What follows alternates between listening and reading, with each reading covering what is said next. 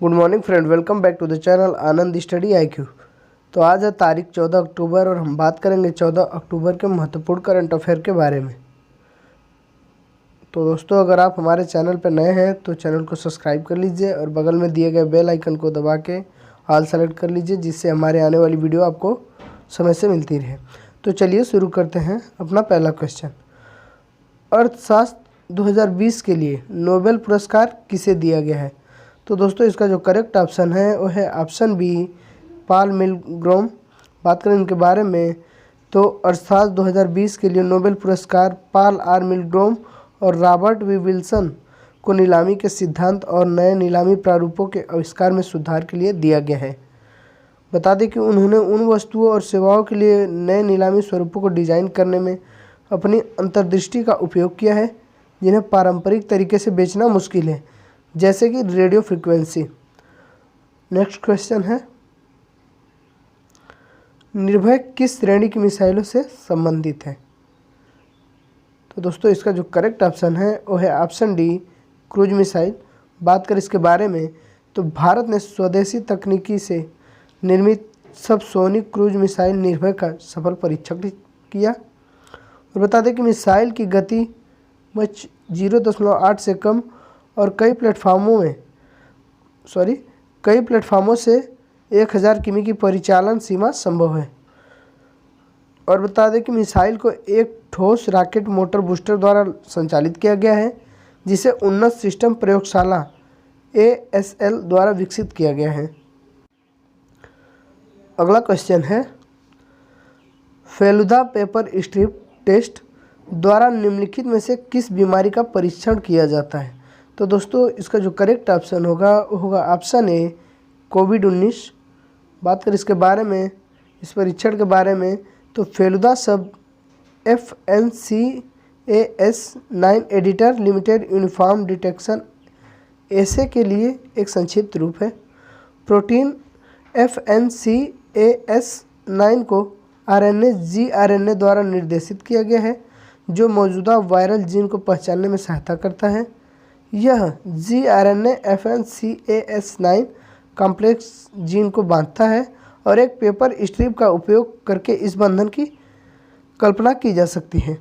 हमारा अगला क्वेश्चन है, हाल ही में जारी किया गया 100 रुपये का सिक्का निम्नलिखित व्यक्तियों में से किसका स्मरण करता है?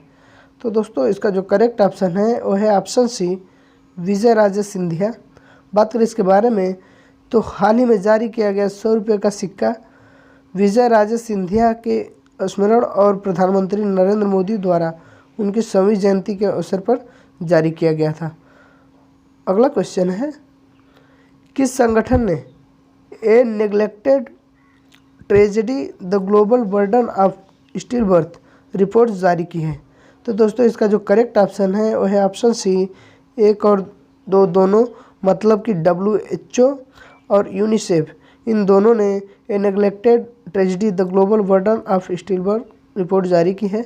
बात करें इसके बारे में तो यह रिपोर्ट संगठन द्वारा संयुक्त रूप से जारी किया गया है। पहला वैश्विक अनुमान है जो बताता है कि अभी भी उच्च आय वाले देशों के लिए अभी भी चुनौती बनी है, जहां मां की शिक्षा का स्तर असमानता के महत्तम ड्राइवरों में से है। बता दें कि रिपोर्ट के अनुसार हर साल लगभग 2 मिलियन बच्चे अभी भी जन्मजात हैं और इनमें से 84% दुर्घटनाएं निम्न और निम्न मध्यम आय वाले देशों में होती है। हमारा अगला क्वेश्चन है, भारतीय मूल की किस महिला को एक दिन के लिए ब्रिटिश उच्चायुक्त बनाया गया है? तो दोस्तों, इसका जो करेक्ट ऑप्शन होगा ऑप्शन सी, चैतन्य वेंकटेश्वरन। बात करें इसके बारे में तो नई दिल्ली की चैतन्य वेंकटेश्वरन को एक दिन के लिए ब्रिटिश उच्चायुक्त नियुक्त किया गया है। और बता दें कि ब्रिटिश उच्चायोग वर्ष 2017 से प्रतिवर्ष उच्चायुक्त के लिए एक प्रतियोगिता का आयोजन करता है। अगर हम बात करें ब्रिटेन की राजधानी की तो ब्रिटेन की जो राजधानी है वो है लंदन, और यहाँ पे जो मुद्रा प्रयोग में लाई जाती है वो है पाउंड स्टर्लिंग। हमारा अगला क्वेश्चन है, हर घर जल घर तक पहुँचाने वाला देश का पहला राज्य कौन सा है? तो इसका जो करेक्ट ऑप्शन है वो है ऑप्शन ए, गोवा।